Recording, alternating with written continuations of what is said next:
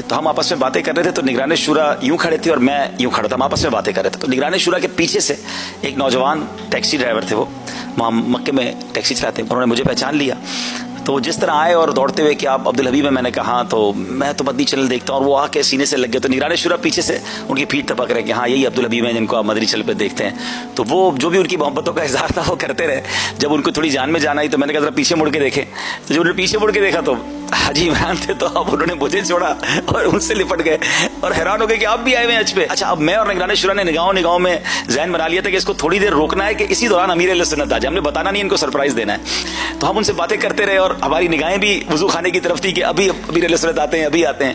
آپ جب تھوڑی دیر بعد امیر اہل سنت آ گئے نا, تو ہم نے باتوں ان کو کہا کہ ذرا ادھر دیکھیں.